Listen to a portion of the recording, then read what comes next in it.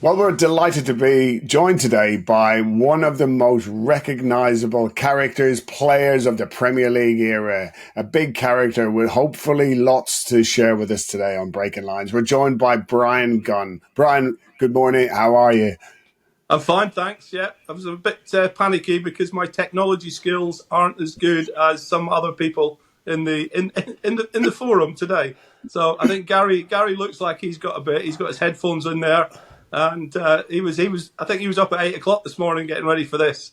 But Dave's the tech guy, Bryan. Honestly, I just say to Dave, how the hell do I do this? And Dave tells me. So yeah, you're in good company, mate. Mine look good, but there's not much beyond under the surface, mate.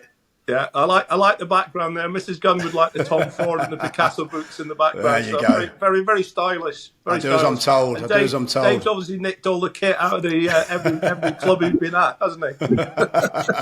Typical sports science, mate. We're just trying to, you know what I mean? He's saying he's played for every club 500 times. Brilliant. Good to There see you you. go.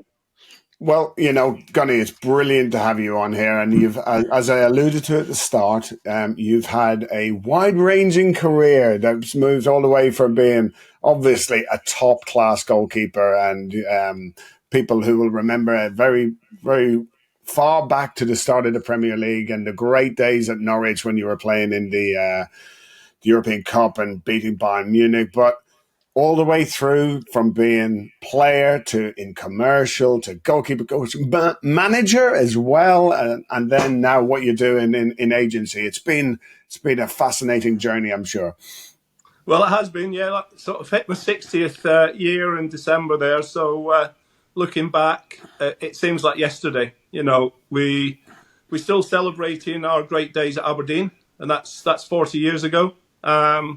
We've got a WhatsApp group. So again, the technology has got to the Aberdeen squad as well. So some people are a bit slow in replying and haven't got Twitter accounts and Instagram accounts when you send a little story in there. But and then we did a little reunion for the UEFA Cup run as well back in November. So we got a few of the boys back for that as well. So yeah, just to be involved with sort of not great success, but success. Aberdeen's was great success because they beat Real Madrid in the UEFA Cup, Cup Winners' Cup final. So that was great success. Then they went on to beat Hamburg in the Super Cup. So up until recently, I don't think there's any other British club have held, both trophies or have been Kings of Europe like Aberdeen have. So to be part of that, and that was number 2 goalkeeper really behind Jim Leighton. So I've learnt my trade. Done the hard yards behind the scenes, cleaned Willy Miller's boots, Alec McLeish's boots, used to have to put some Lasinol underneath Willy Miller's toilet door to help his piles in the morning. Cleaned the baths out with Teddy Scott, the kit man, he was only Alex Ferguson's favourite babysitter. So some of the football titles are there, but I've also got other titles, being the best babysitter. I worked for a mobile phone company for a year. I don't know if you remember that, Dave, but we used to have the digital phone company as our sponsors. I remember those days, I was the sponsorship sales manager, so I was really, really well in with the managing director, Phil Ryder. And after I got sacked as manager, so straight on the phone straight away, he says, why don't you come and work for me? So I said, F off. No way, I'm selling mobile phones. He says, no. He says, come and play golf with the customers. I said, what, you're going to pay me to play golf with your customers? He said, yeah, come in 1 day a week, just learn all the names of the managing directors and go and find them on the golf course. And I did that for a year. And my handicap went down to 6.4. So what you're saying is there's benefits to getting sacked sometimes. Benefits to getting the sack, and one of the getting the sack was obviously was a sad day. But even 2 weeks ago now in Munich, I was shaking hands with Manny the kit man. So Manny, our kit man, is working for Scotland, and we bumped into each other after the game. And to still be called gaffer by some players and especially a kit man is amazing. Dave didn't call me that, Gary, because I used to beat him at hitting the crossbar before the game. So that was our little, like, let's go out and get ready, goalkeeping coach and fitness coach. So we'd go out first, get all the cones out, and then we'd have a crossbar challenge. And obviously, 9 times out of 10, I won it. I think he's taken it on in his own career, Brian. I think you must have been a big influence because he's always out there either doing crossbar challenge with a player or nearest to the corner flag, or you can see it, and he claims it. He claims it's his, and he claims it's his. But now I'm realising that plagiarism is part of Dave's warm up as well. Brian, I'm going to take you back to those sort of early days at Aberdeen. You spoke about sort of Alex Ferguson. You spoke about some of those leaders within that squad. How important was that as a young player? To sort of learn the ropes that way, and how much sort of did you take from those? How did that shape your career moving forward? Those early days at Aberdeen. Well, it was tough. It was a tough school with those guys because they were all very successful international players as well, and probably learned the most from that period in terms of professionalism and hard work as well. I mean, hard work was imperative to Alex Ferguson, and standards. I think standards was the one of the biggest thing coming out of it was the fact that no matter if you win a game, you can still do better, and those things were coming across in team talks, pre-match talks, and just being part of that squad and rubbing shoulders with a winning environment. Because I joined in 1980, Aberdeen had won their league title 1979 with Sir Alex, so I was part of the scene with being a schoolboy and signing. Myself and Eric Black came from the far north of Scotland, and to join in with a team like that. And I was very fortunate because Bobby Clark was the Scotland international keeper at the time. Jim Leighton was Scotland under 21 goalkeeper, but and I was Scotland's under 16 goalkeeper. So we probably had some, sort of the right standard within the club.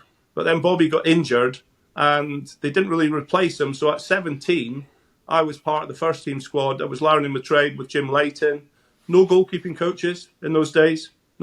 So we'd go away ourselves for half an hour, 45 minutes, do our own routine, work hard together, and then we'd come into, normal crossing and finishing, small-sided games, etc., like that. Shooting practices. So that was different, and I didn't really sort of have the benefit of a goalkeeping coach until the 90s, I don't think, and that was a part-time goalkeeping coach in Martin Thomas. I don't even remember Martin used to come in on a Thursday afternoon at Norwich, and that was my only sort of professional input from somebody who'd worn the gloves as well.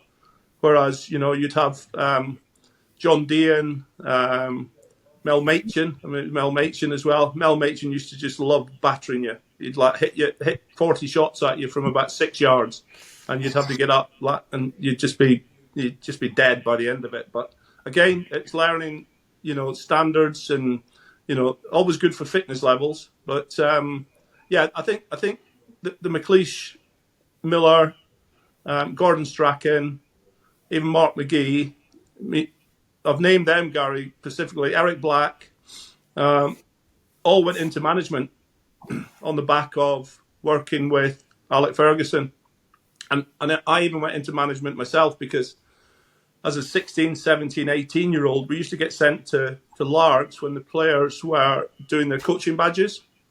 And we'd be the players on the pitch, the guinea pigs. So we'd be, part of your sessions when you're doing your coaching badges. And we did that for 2 years back to back. And then I thought in year 3, we might as well do our badges as well at the same time. So myself, Neil Cooper, Eric Black, we turned it round and we started doing our coaching badges at that time. And, that's where it all started, really. It was no real plan to go into management then, but we thought that we might as well have the benefit of doing the hard work and get some benefit from the end of it, and not just having 6 pints of lager in the large village at night. Sounds pretty good benefits, that one. How did you learn the technicalities of goalkeeping? And I know back then there wasn't as much. People won't understand but there wasn't really loads of coaching for any players, was there? But as a goalkeeper, to have no goalkeeper coach, so how do you even go about, learning those sort of intricacies of being a goalkeeper? It's a great question, and to answer it would be, we just did what we did with our own natural skills. I was a completely different goalkeeper to Jim Leighton. Jim Leighton struggled kicking the ball. He was a great shot stopper, reflexes. McLeish and Miller would dictate the penalty box. They didn't like you coming out. They'd like to head everything away. And it wasn't until I came into the team when I used to love coming out for crosses. And I'd get in amongst it and they'd be shouting at me, get back in your line, we'll head it away. I said, no, I'm going to come and catch it. So I think we sort of blended. I ended up playing about 25 games and, sort of mostly victories playing for Aberdeen. I think there was only one or two defeats in that time. And, sort of learning your trade behind those guys, it was tough. And then I did something with Big Alec in Stuttgart last week. And I reminded him about the goal I let in my debut for Scotland. And he was a centre half that night. And someone stuck it in the corner and he looked at me and he shook his head and he said, you should have saved that, big man. And that was on my debut for Scotland. So that was him. He'd done that 150 times in the last 6 years before that when I was at Aberdeen. But so, those guys shaped me as a goalkeeper. And then I suppose it's watching as well, Gary, isn't it? It's watching other goalkeepers on television. I love Ray Clements. I met Ray Clements when I was 16, Pat Jennings when I was 16. So again, you sort of look at them and you see the highlights, Big Pat coming out and catching things with one hand, Ray coming out for crosses elegantly and then, kicking the ball well. And then I think you just sort of develop your own skill and technique from that. And I was a drop kicker. I used to drop kick it. So that was a different skill as well from Jim. Used to hit it high. So I was the maker of some goals as well. I take some credit. Not assists. So I put Johnny Hewitt through in a European Cup tie against Gothenburg and he scored. And Ali McCoist against Switzerland for Scotland and he scored. And then obviously that same thing with Norwich. You used to knock it up to Chris Sutton's chest and he'd put it out wide to Foxy, cross it in, goal. So it was my skill that I saw someone else do, and I thought that's the way I'm gonna sort of shape my goalkeeping skills. And drop kick was one of my favourites. Worth millions now. You'd be worth millions now, Bryan. Hey, who'd have thought people was doing that 20, 30, 40 years ago? Do you know what I mean? It's crazy. I'm playing out from the back. out from the back because, again, Fergie, Sir Alec Ferguson, Archie Knox, Mel Machin, they used to let the goalkeepers join in the rondos, as they call them now, in the circles. The circle. Yeah, in the circles. So, we'd be in there as well, passing drills. Driven passes. Archie Knox used to love a ping and a driven pass. We still text them just now when we see someone hit a great pass on the European Championships. Archie has a driven pass, and he's from Dundee, so that's my Dundee accent. We can detect the change there. Yeah, very subtle. Just a little bit. I don't know if it was perfect Dundonian, but and I think that's the benefit of being with good players. You learn good skills. So I think that was and good coaches. Sorry, and although there was no goalkeeping coach, good coaches, and I say lucky enough to be behind Jim Leighton, who was Scotland's number one, and I was under 21s, and then I had to take my opportunity to move to Norwich when it came up. Gunny, obviously you come down to Norwich and it probably accelerates even more then. It's coming into the Premier League.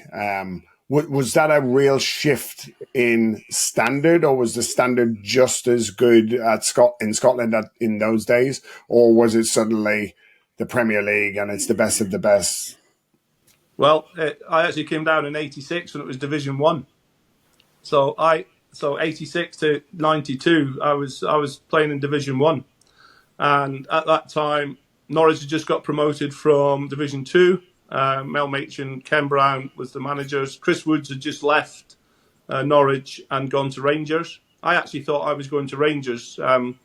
Fergie had told me that Walter Smith was keen on me because he was the under-21 manager, but that was the same season as Graham Souness came in, and it was an English revolution up there. You remember, like Chris Woods, Terry Butcher, Graham Roberts, Terry Hurlock, Mark Aitley. So they went very through the spine, very, very English, and that was Graham because of his knowledge of the players from playing in England as well. So I ended up at Norwich. So when Fergie said to me, "Don't worry, you're not going to Rangers, but don't worry, you're going to Norwich," I was like, "Norwich? Where's Norwich?" That was that. I think I remember, the only thing I remember about Norwich was Justin Fashionu's goal against Liverpool when he flicked it round and volleyed it against my hero Ray Clements in the top corner. So, all right, Norwich. So learn a bit more about Norwich. All right, there's a direct flight from Norwich to Aberdeen. They just got promoted. So I go down, have my talks. So I get to the nitty gritty with Ken Brown. Well, what's the deal then? He went, "It's all done." And I went, "What do you mean it's all done?" He says, "Alex has agreed it." And I went, "What?" So I said, "Well, what is it then?" He says, "Oh, blah, blah, blah, blah, blah, blah, blah." I said, "Oh, that's all right then. I'm quite happy with that." So he looked after me in that way. He was my first agent, obviously, getting me my deal. But unfortunately for me, when I was going back up to get my gear, Jim Leighton got injured. And I had to play another 6 games for Aberdeen in August and September. So I never got down to Norwich until the October. And at that time, Norwich won the first 7 games and were top of the league, top of Division 1. So Graham Benstead was in goals. So I'm going down, finally signed, go down with my life belongings. I've got 2 holdalls and 2 suit carriers, and that's me.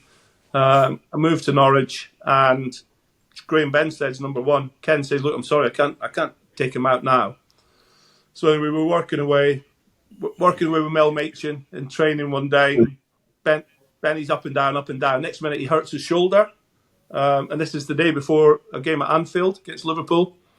So I'm saying, "You're all right, Graham, you're all right." He says, "Yeah." I said, "Just go in and see the physio and make sure you're okay." So I had to stay out and get down. I said, "You okay?" He said, "Yeah." And in those days, you never had goalkeepers travelling. There was only one sub back then. So goalkeepers. So I said, "I've got some other bits and pieces to do in Aberdeen. Can I go back up for the weekend?" So I go back to Aberdeen.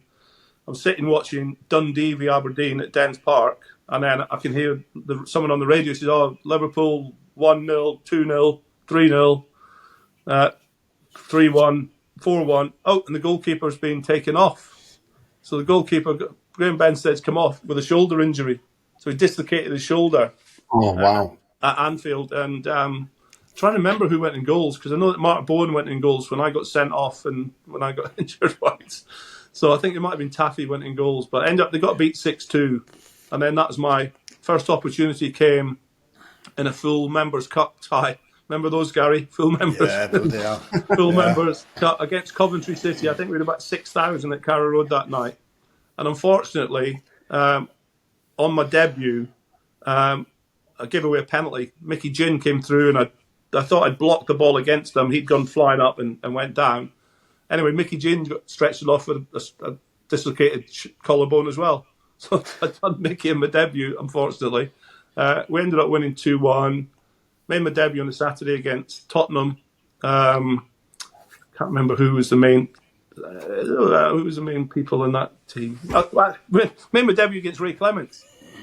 Ray Clements was playing for Tottenham at the other end, and then I think I saved in the last 10 minutes from Nico Clausen header, and Norwich won 2-1, and we stayed up in the top 3 or 4 at that time then. And I remember Fergie saying to me as I left Aberdeen, he says, "Look," he says, "go to Norwich, but you're better than that. You're a top 6 goalkeeper." I was like, "Right, okay, thanks for that, boss." Anyway, he was right, because we finished 5th that season. So at the end of the season, we finished 5th. Okay, so that was brilliant. We ended up beating Arsenal 2-1 at Highbury to get into 5th, which would have got us in the UEFA Cup, but for the Heysel ban at that time. So unfortunately, we didn't qualify. I think we finished 10th the season after. 88, 89, we finished fourth and got to the FA Cup semi-final. So Fergie was right again, top six goalkeeper. And then, Dave, we go on to 92 to the start of the Premier League. And we were leading the Premier League until February, I think, maybe March. And we played Man United at Carrow Road. And they beat us 3-1. And they never lost a game after that. And I think we won 2 or 3. So we went from being top in March to finishing third, which was the one that actually qualified for the UEFA Cup with Bayern Munich, Vitesse Arnhem, and Inter Milan. So again, Fergie was right. And, you know, within that time, I was always thinking, will I move? But Norwich were very good with, the wages weren't brilliant, but incentives were fantastic. The chairman, Robert Chase at the time, used to make sure that we were well looked after. If we won a game, if we had a clean sheet bonuses, and I'm screaming at the lads in the last 5 minutes, come on lads, clean sheet, another £500, and all going, come on, let's do it. So, you know, money was a bit of an incentive, but at the same time, you know, we were fighting at the top end of the Premier League. So, you know, great experience of my time at Norwich. Unfortunately, 94, I got injured at Christmas time, broke my leg at Forest away. We were in the top six. After the game, we got beat 1-0. We dropped to 7th. And there was a clamour for them to go out and get a new goalkeeper. But Andy Marshall, someone again who you'll know, guys, from your time at Millwall. Was it Millwall with you as well? Yeah. So Marcy came into the team. And he had a couple of good games at the beginning. Brilliant for a young 18-year-old keeper. There was a couple of lone keepers come in, but they didn't do well. And Marcy stayed in the team, but we actually got relegated at the end of that season from being 6th in December to get relegated. So, you know, that was devastating. I remember being on the pitch at Ellen Road, walking around with the players, not on crutches, but I was nearly fit, but not 100%, and sort of devastated. You know, relegation from Norwich City, who'd been up there since 1986. So, you know, we had a great run at it. And, yeah, that was a sad day, but, you know, you live to fight another day. Bryan, just going back to that European Cup run, because I think I came in for a trial around that time. Mike Walker was the manager, wasn't he? I was at Cambridge. I came in for a trial, and you could sense there was something really good going on there. And when I go back to that sort of Bayern Munich, was it away from home? You won 2. Was it 2-1 or? And I think you said something about the Bayern Munich owners maybe taking Norwich a little bit lightly. If I'm right, what did that feel like around that time? Yeah, so the first round we got Vitesse Arnhem, and we got absolutely battered in the first half, 0-0. The goalkeeper played quite well. We ended up winning 3-0. The Chief scored, Efani Kuku.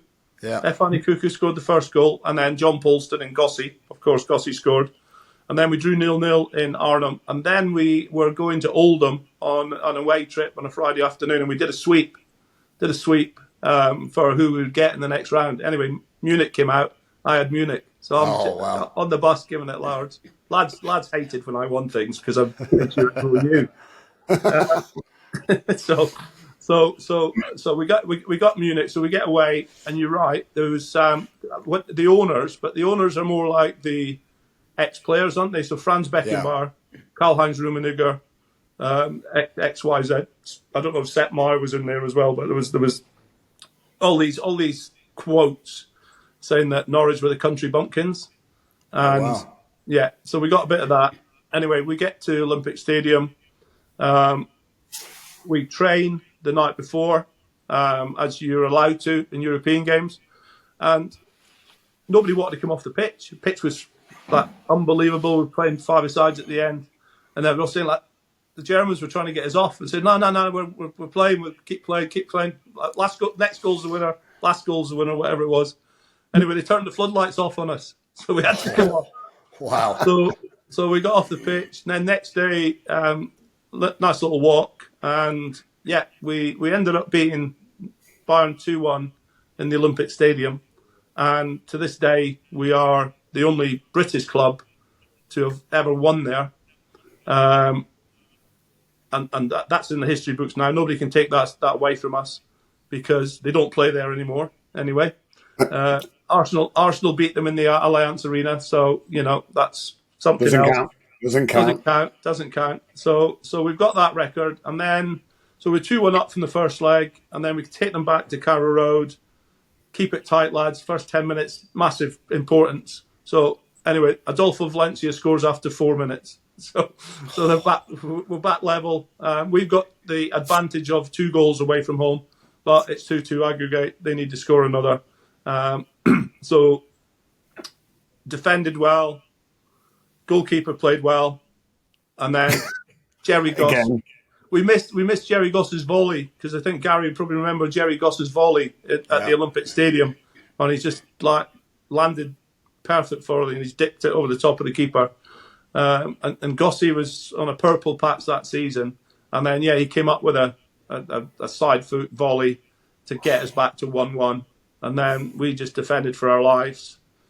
I was slapping Lothar Matthäus around the face. He was getting agitated. Got a yellow card. I got a yellow card. The end of the game, Lothar wasn't happy at all. Gossie swapped shirts with Lothar. So Lothar's running in. So he's run past the referee and he's thrown Gossie's shirt at the referee. Wow. And so Gossie's walking off the pitch after we've done a little celebration, showing off our abs, Dave. There was a couple back in the day. Ab. Yeah, ab. Yeah, and Gossie had a lot of abs. I had one ab, yeah. And Gossie's walking off the pitch and he's picked his own shirt off. So he's gone off with Matthäus' one and his own one. So he had a right result. But yeah, that was probably the biggest result of our history. Unfortunately for Norwich, it's still remembered as probably one of the biggest results of our history. We had the reunions. It was great to see with about 10 of the lads back. There was some big Spencer Pryor still over in Australia. He managed to come back for the 25th reunion. We had a game against Inter Milan at Carrow Road. I was there. You were there. Were you?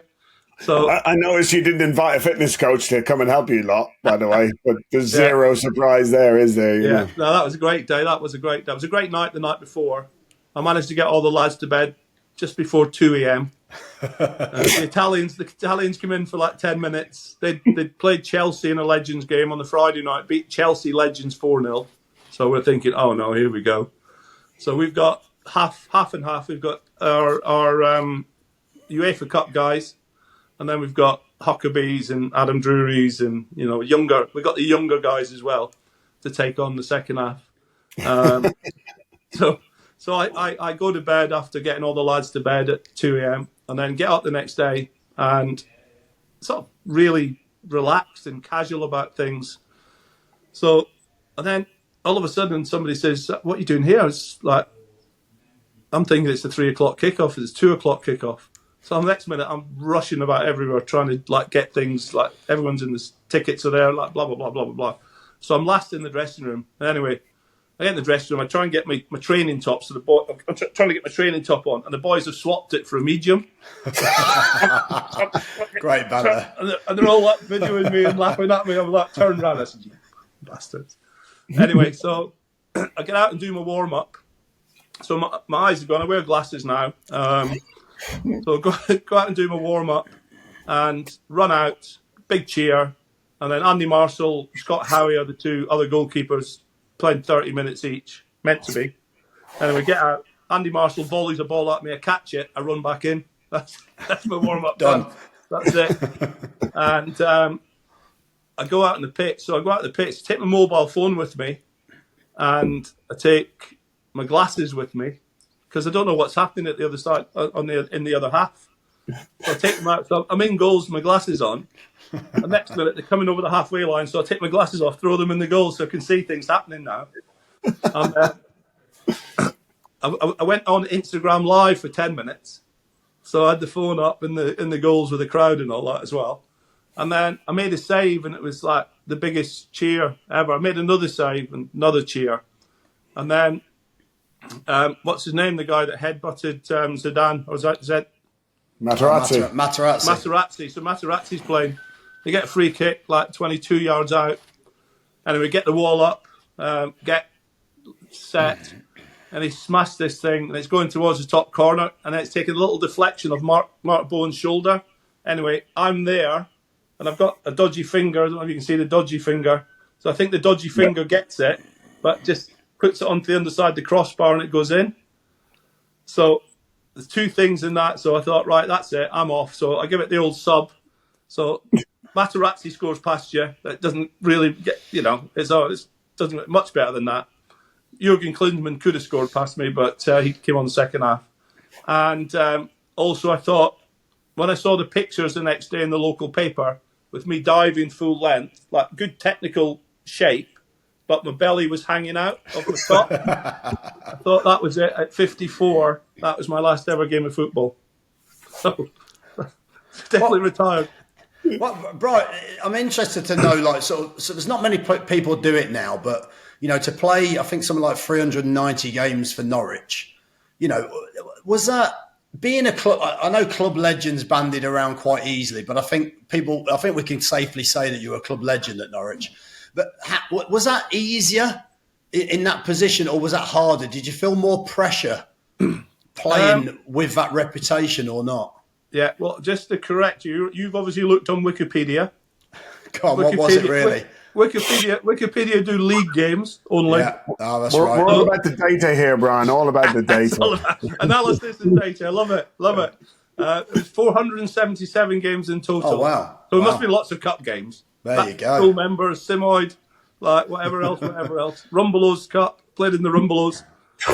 Got a TV for being man of the match. Yeah, remember those? Yeah, we did actually check Wikipedia. At the bottom, it tells us who edited the page, and seemingly you've taken out all of your bad games. Sorry, yeah, it did say played well in 390. It said, sorry, I got that wrong. That's wrong as well, because 477 games, 476 good ones. Right. The only one anyone ever mentions is a game against Ipswich. Oh God, yeah. Yes. I mean, fresh air shot from Robbie Olathorn's pass back.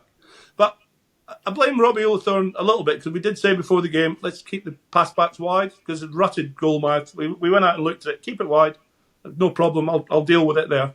Anyway, it's come straight down the middle, hit the penalty spot, bounced over my knee as I'm trying to ping it up the other end.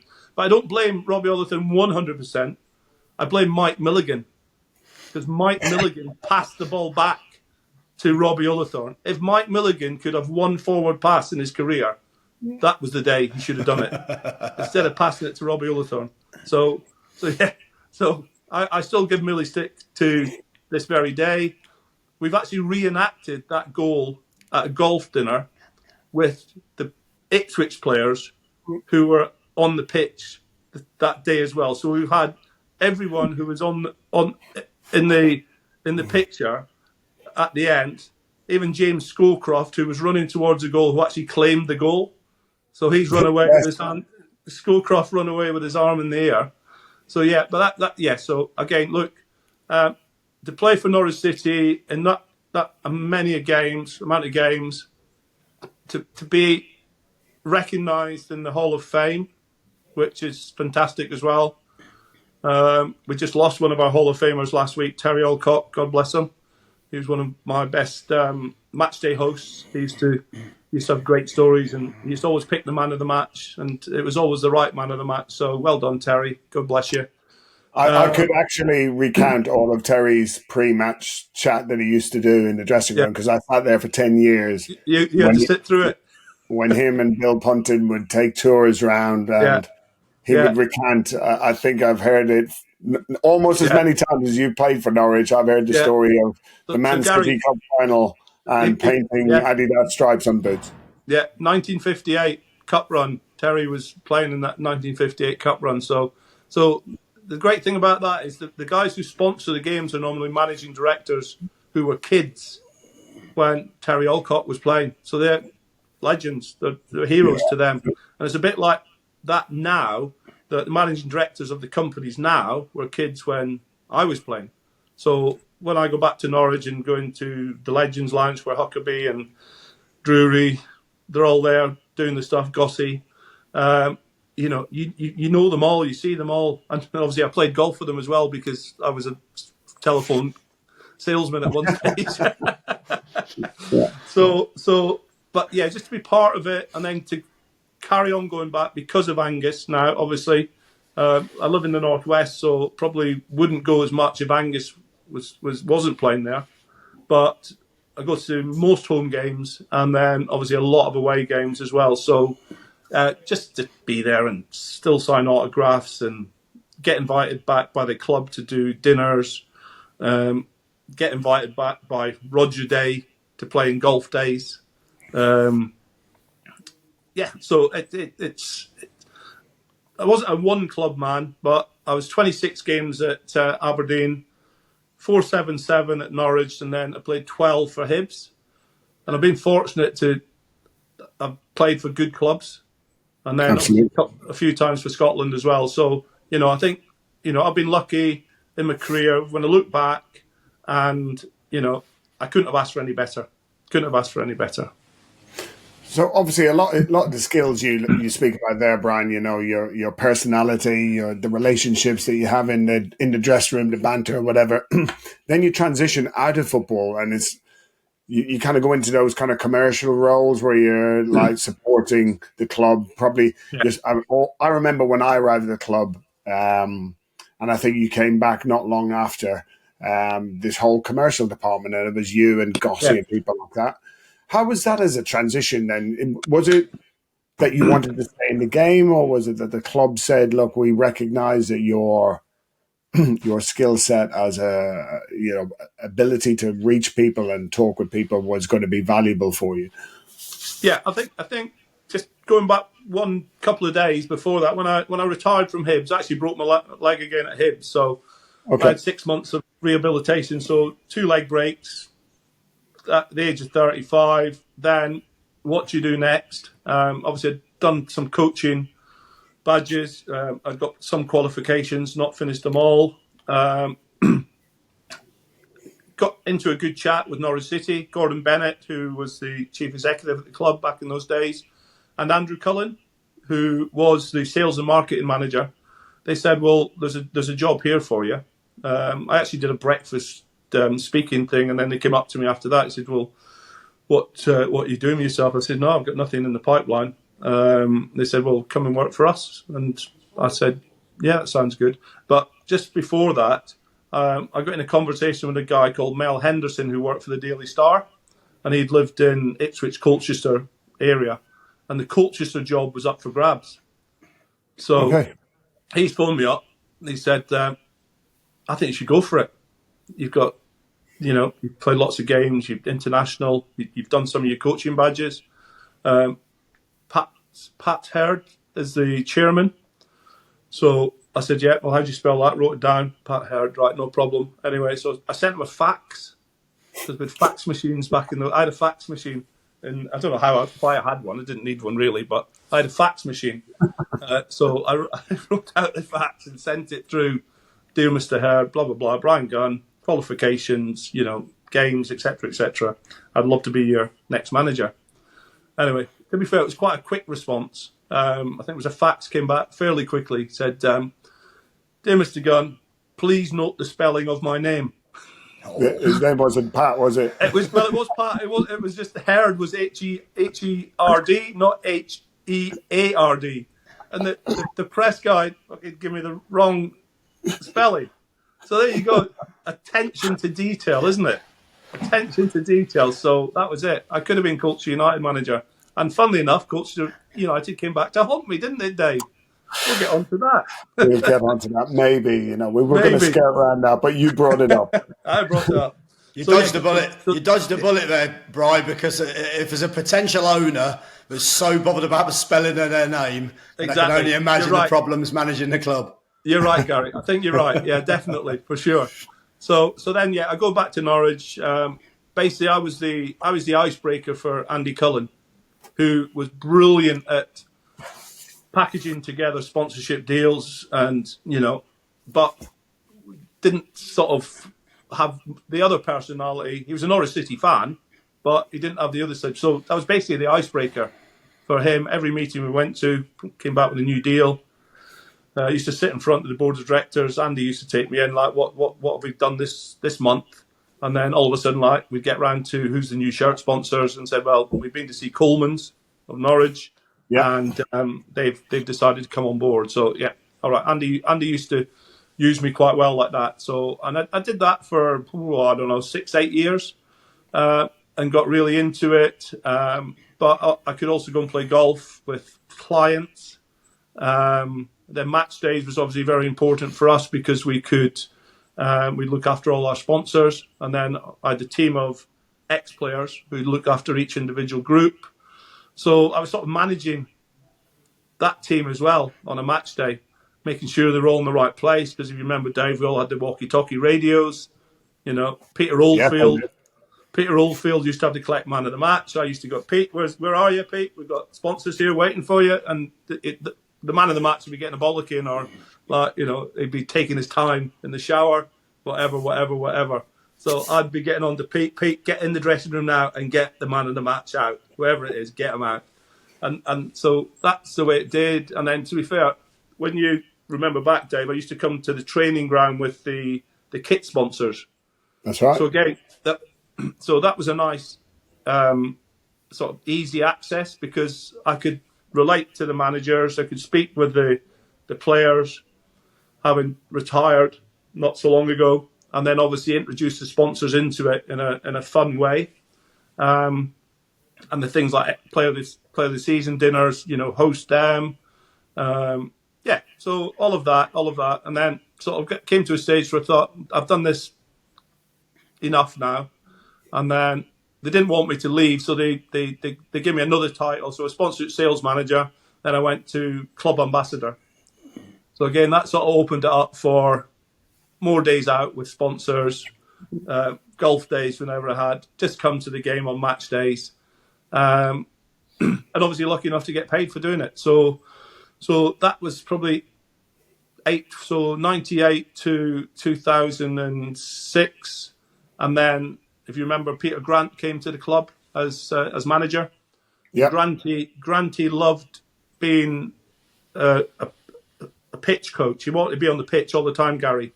He loved coaching, speaking with players, hated the other side, the agents, and, you know, organising scouts and different things like that. So he asked, I think, Neil Doncaster, who I met last week in Germany as well, who was chief executive at the time then, he says, I want the big man up at the training ground with me.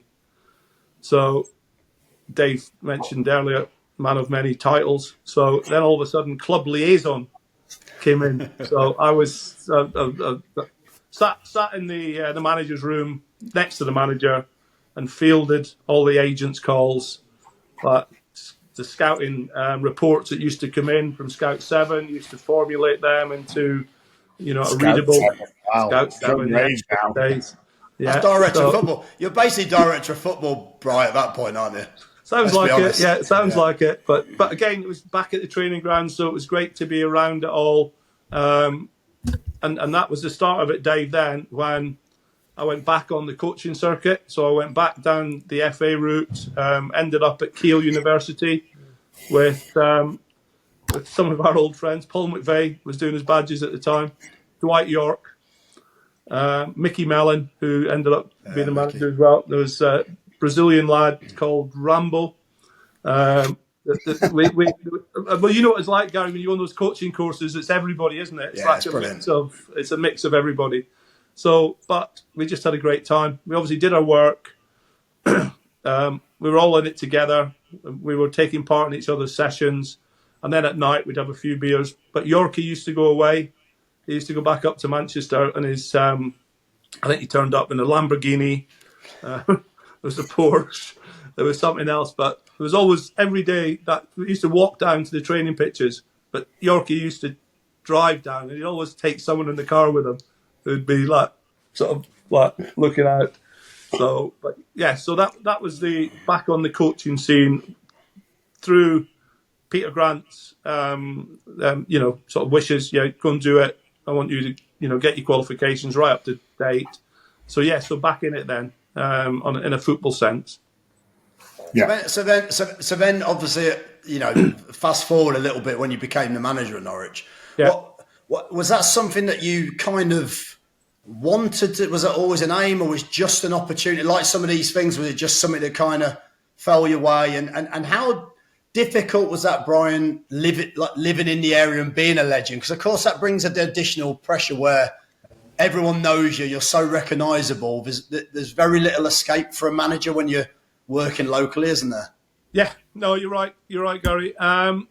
So after Grant, he decided he'd left the club, and then they took in Glenn Roeder. So I found my relationship difficult with Glenn. I was then sort of asked to be goalkeeping coach, Dave, because his goalkeeping Finally coach got to work with me at that stage, Bryan. got to work with Dave at that stage. So he was waiting for his goalkeeping coach, Tommy Wright, to come over from Ireland, who had some family issues that he needed to deal with. But so about 6 months I was working with Dave and doing the goalkeepers, which was great. But great set of goal. Andy Marshall, Matty Gilks. Who else was coming through then? Big Joe Lewis. Those guys were still at the club. Jed Steer. David Marshall rather than Andy, yeah. David Marshall. David Marshall's mixed up. That's a slip. Who else was there? There was Remy Matthews, who's still involved in professional football. Angus, who is obviously involved in professional football. Aston Oxborough, who is sub goalkeeper at Motherwell. So looking after these guys, and until Tommy Wright came, that was a great experience for me. It was doing that side as well, and then obviously trying to help them on match days, prepare for the games. And we were up and down the league, Dave, weren't we, that season? We were up and down the league, and it came to the stage where we played an FA Cup tie against Plymouth away. Yes, that's right. Yeah, won the first game. Got beat. And I think we played Charlton at home in the league, and we got beat at home as well. And then Roger Mumby, Neil Doncaster came up and said, right, sorry, Glenn, that's it. Coaching staff sort of left. Lee Clark had left just before that to go to Huddersfield. Paul Stevenson, Tommy stayed on with me. So basically what happened was the chairman and the chief exec came into the training ground with no plan. So I said to him, what are you doing? Who's taking the team? He said, we've not got that far yet.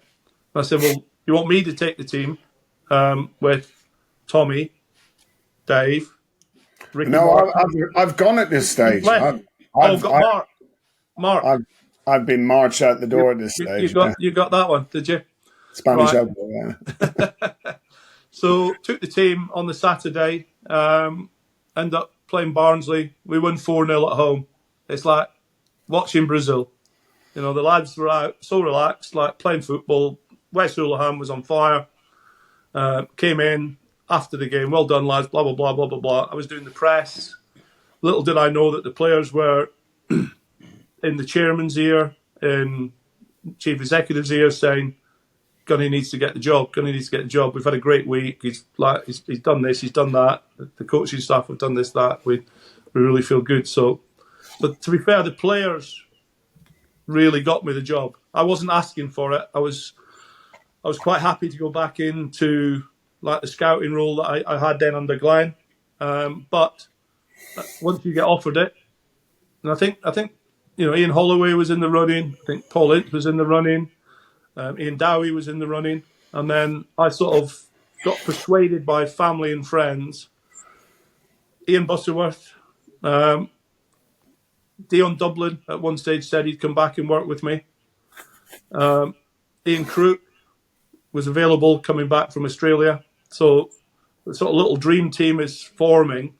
And then went on the Monday afternoon after that, got in the last interview, and then ended up coming out with a job. Which then it was like, right, okay, how do we... I think we had a week left in the transfer market and the loan market. We'd already had more than enough loan players.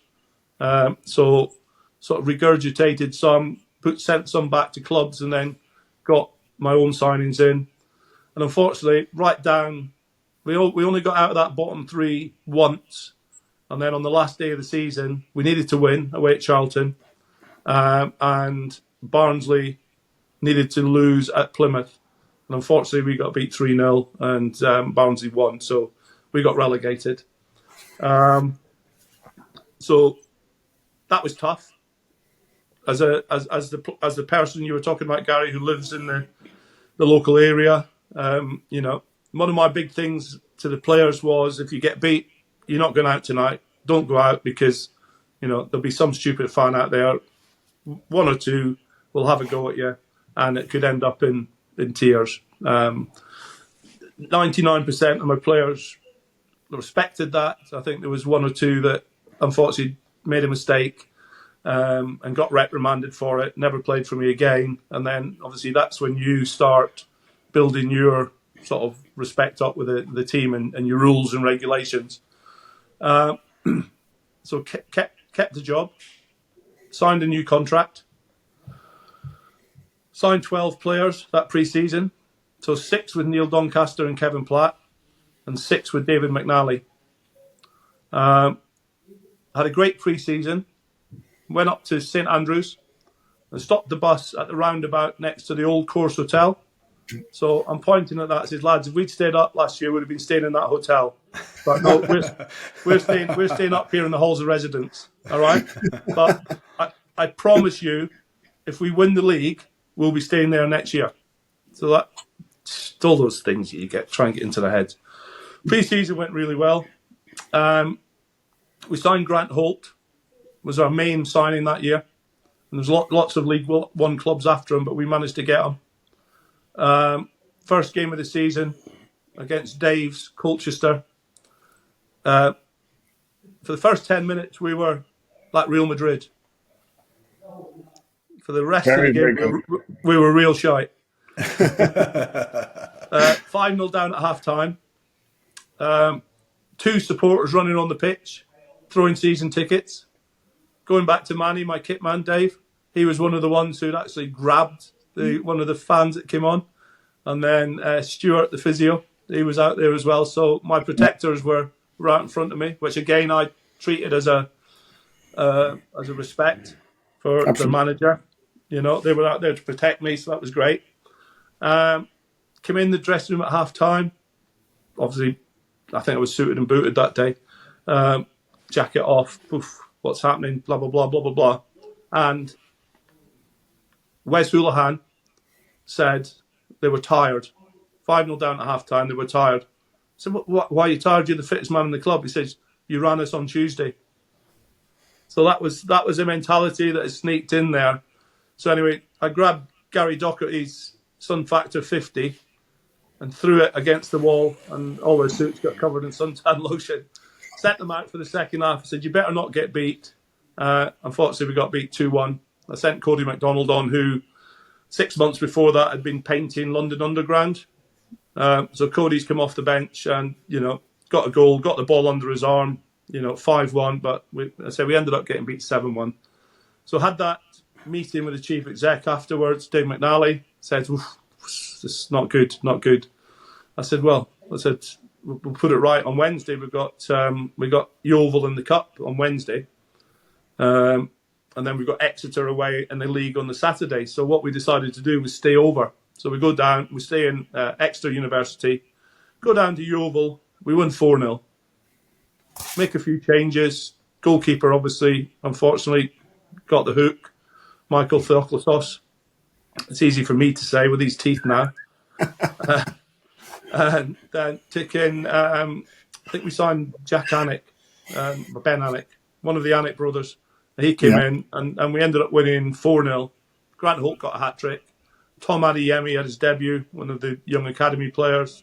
Good team performance, stayed down for a couple of days. And then on the Friday, got the phone call from the club secretary. David wants to meet you at midday. And I was with Ian Butterworth having a coffee. And I said, what's he after coming down so early? And then it just went me. He said, he's coming down to sack me. So obviously inevitable happened. We sat outside having a cup of tea. And he says, look, we've lost confidence in you. I said, what, after one game? And he went, yeah. He said, it's too far to come back from here. I said, how do you want to do it?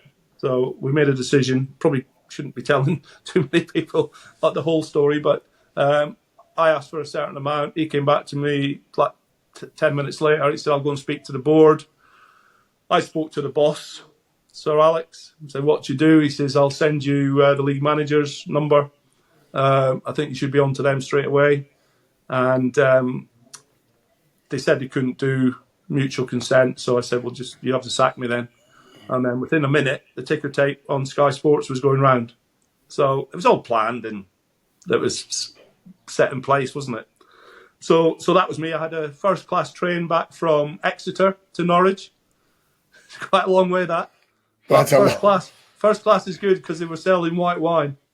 So a few bottles of white wine to London, and then London to Norwich, and first class London to Norwich, they were selling white wine as well. So my mate picked me up at the station and made sure I got home safely. And then that was it.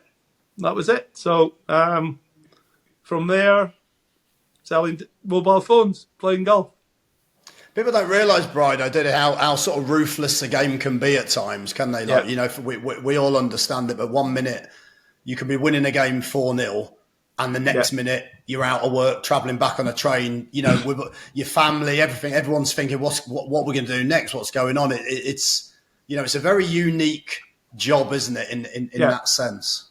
Well, I think it is for the managers in that way, because that's done there and then sort of the staff probably don't know either. So they've got in their heads, well, what's going to happen to me? And very often in this day and age, isn't it, if a manager leaves, it takes his staff with him, certainly at the top level, and then a whole new set of people come in. So I think it, just for that whole backroom staff, just leaves that uncertainty. But that was one of my things I needed to do, was meet the staff to tell them what had happened. So I did that. Had a meeting with the players, and I said, look to the players, like, go and prove me right. I said, I bought you all in to win the league. I even bought Matty Gill in. Matty Gill came in because Matty Gill he must have the most promotions on his CV. Honestly, if you look at the clubs he's played at and the promotions he's got, he was a Norwich lad. He wanted to come and play for the club, obviously. So brought him in. Owen Tudor-Jones as well from Wales. He still phoned me up. Gunny, thanks a lot.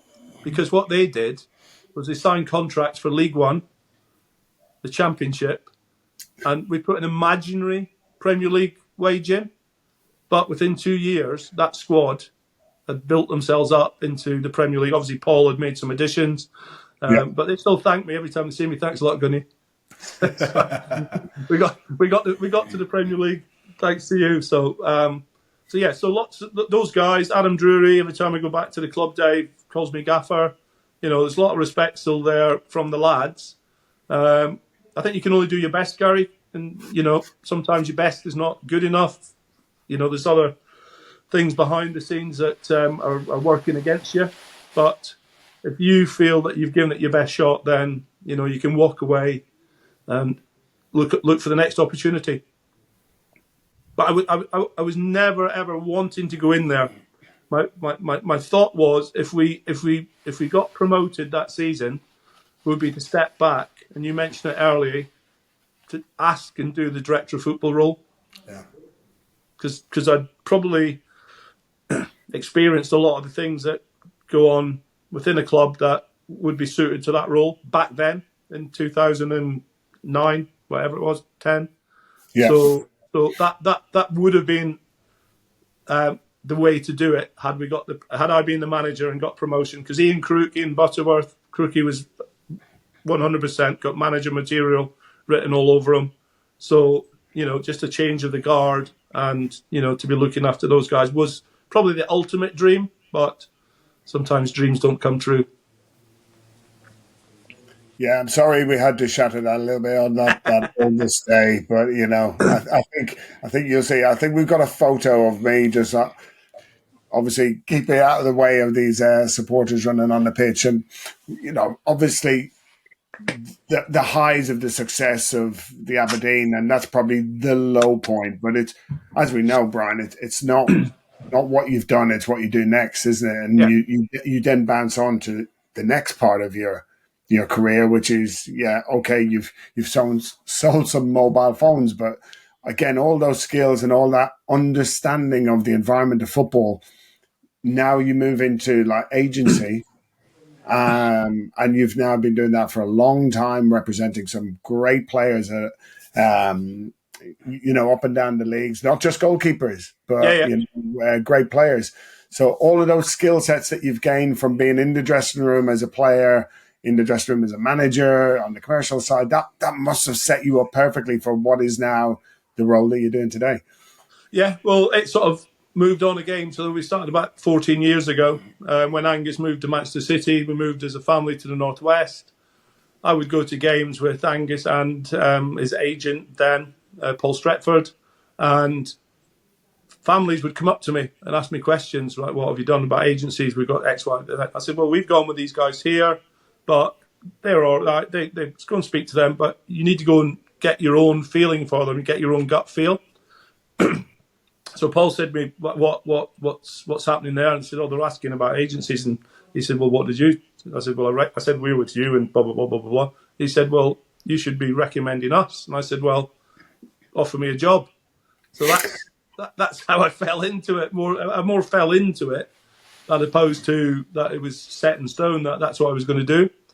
So then I can relate to parents because I've been through the whole academy process with Angus. Obviously, I've spoken to different agents over the years with working with Peter Grant and behind the scenes. And obviously, your little black book becomes important then as well. You've got that contact list.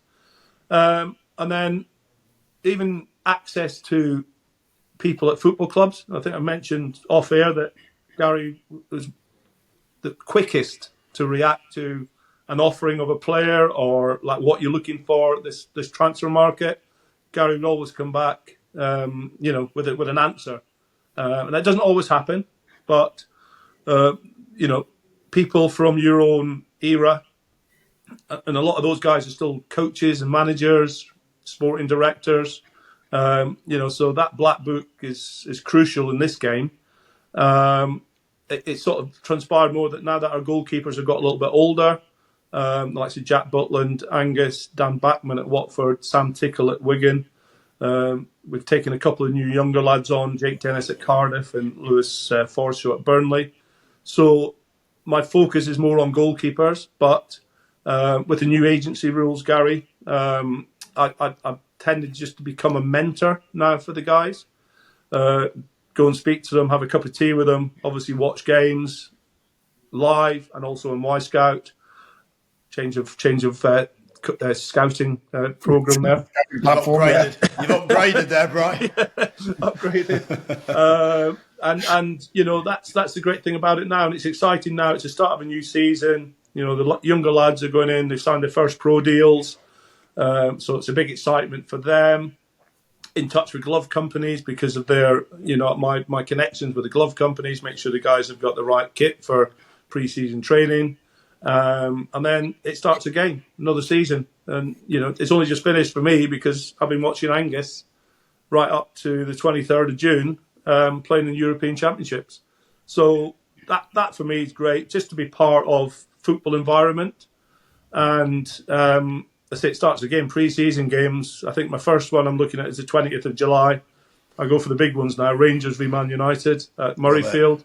Love it. But it's my car it's got more miles on it than like any other car I've had. It knows how to do 300 miles on its own. It can just turn up at a football stadium. Obviously, the car park attendants, they know me as well now. You go in and you get a nice little hello, Mr. Gunn. It's nice to see you, blah, blah, blah, blah, blah. So, yeah, it's still nice to have that. And I mentioned the big 6-0. That football playing side is such a long time ago. But, everything else has kept me going and kept me young. I think having a bald head as well, it's deceptive. It doesn't give away like grey beards and, things like that showing through. But, just to be involved in that side of it, passing on important information maybe, but knowledge is probably like my sort of main thing that I concentrate on now. And I've actually got a new title here now as well. I'm Group Ambassador at the Triple S Group. So, it all spins itself round. And I let the agents get on with it, and I'll just go and make sure the players are happy. It strikes me, Brian, though, that in a world where sort of we're entering into this kind of data, people are almost employed on data at times. But someone like yourselves had longevity in the game by, one of the biggest skills that I can see is you're a real people person. You engage with people. You can create that connection. How important has that been for you overall? Do you think that's been a big skill of yours and helped you in most of the roles? Yeah, for sure. And I think that comes from your upbringing, your parents. My dad was like that, although his was more down the pub after work, like saying hello. And my mum used to send me down, get your dad back for his tea, and I'd meet everyone else in the town. Like, all right, Jimmy, all right, John, all right, blah, blah, blah. So, but yeah, my dad was like that as well. So I take that, I think, from my dad. My dad was a sportsman, played amateur football, but was a great runner. Not that I was a great runner. So yeah, that's sort of in me, and I've been able to take that all the way through. Even the Aberdeen lads, is it confidence? It's not been bullshit. It's the confidence of your own self. And I think that that's me, and I don't think I've ever changed, no matter like how high or how low or how level you can keep yourself. And you're right, Gary. It's like meeting people. The best thing is knowing people's names when you meet them, and you shake their hands, look them in the eye, have a quick chat, and your numbers in the phone, not the phone book anymore, the phone, and that's still happening. But yeah, you're right. I think it's great going out to games and sitting in the scouting area now and seeing what the scouts are actually doing. And one of my ex-scouts who worked for me, we always said to them, we said, right, if everyone leaves on the 78th minute, which a lot of scouts do to get to the car park, to get on the road home, so they don't know what happens in that last 12 minutes or that last 22 minutes now. It is. They miss out. We always say to our people, make sure you leave on the 79th minute, so you're the last one out. So nobody can come back and say that he's left early. Like you'll be the last to leave, and whatever time that is. So it's like passing on little tidbits like that. Not to say any of your scouts left early, Gary. No, they usually went about 62 minutes. The games were that boring. Do you think that part of it is being lost now, Brian, where maybe there is an over-reliance on some of the kind of the ability, like to go on Y-Scout? You can just jump on and watch a player's clips, all his highlights is not so good bits, but it's quite simple. You don't have to leave your office or leave your house. Yeah. Whereas actually going, seeing people live and also networking and find out about the other parts of the player, that's equally as important, surely. I think so. I wouldn't have signed Grant Holt unless I'd actually seen him play. So I was lucky enough when I was scouting for Glenn, Norwich were playing at Forest on an evening kickoff. So I went to Mansfield to watch the game at 3:00. Holty was playing for Shrewsbury. I think they had a player sent off, so they were playing with 10 men, and Holty was taking on the whole back four himself, chasing them down. And he ended up scoring 2 goals. And I went away from there. Grant Holt, like blah, blah, blah, blah, blah, blah. Did a report on Scout 7. And, that was all logged. And then, obviously, when it came around to my turn being manager, I already knew the kid. I'd already seen him play. So I was happy that we signed him. And I think Gary's probably, I think, similar, that he would go and watch a player and make sure he was right. And you can see, what's his reaction when he loses a ball, and is he brave? Does he do this? Because when you get sent these videos of players these days, you only see the good bits. So I got sent a player to look at the other day, but I saw the good bits, but then I went in to look at the other side that you don't see, where Y-Scout comes in important, then that you can watch more games and more footage. And then, so my mind was made up that, okay, he looks good on his good bits, but his bad bits outweigh the good stuff, so he's not worth signing for us. So I think that's important to sort of have that 2 ways of doing things. And again, if you've got friends in the game who have coached him, what's he like as a person? All those things are important now as well, just to get that sort of, whole background knowledge of somebody. Because end of the day, they could make you a lot of money, but they could also lose you a lot of money. And as a manager, they could make you a great manager, or they could get you the sack. So I think it's important to do the old and the new and mix it together. Well, that's been fascinating, Brian. I think what a career. Is there any one part of it that you would say, obviously, whether it was a player or getting to stay on afterwards and seeing now Angus transitioning through to being a top international goalkeeper, more joy as a player, as a parent, seeing your child, or taking on the manager's role? If you had a chance to do one of them again, which would you choose? Oh wow! I'd obviously continue to be a parent and watching Angus. Play more games for Scotland, because I was at the wrong era with Jim Leighton and Andy Gorham. Yeah. They played. Jim's played at like 90 odd, and Andy Gorham played 70 odd. I played 6 behind them. But yeah. Relive that Colchester United game, Dave, and make sure it wasn't 5-0 at half time. Hey, I've lost 2 games. Brian, I've lost 2 games, 7-1. So it's all about the owner. You've got a patient owner. You'd still be managing. Spell his name right. Spell his name right, absolutely. Yeah. Funnily enough, that season, Brian, obviously we had that result, 7-1 at Norwich. And then later in the season, we also lost 7-0. So I've got one season where I've won 7-1 and lost 7-0. So, that's the game, isn't it? It is. You just don't know what it's going to throw at you. No, definitely not. But still here to tell the stories. That's the main thing. Absolutely. Brilliant. Well, listen, thanks for joining us, Gunny. It's been fascinating, as one of the real characters of the game, and highly recognisable, not just because of your bonds, but because of, your affability. Everybody enjoys your company. So thanks for taking the time to come and share all the stories with us and all of the insights. Pleasure, Dave. Pleasure, Gary. Thank you very much, guys. Thanks, Brian. It's been great.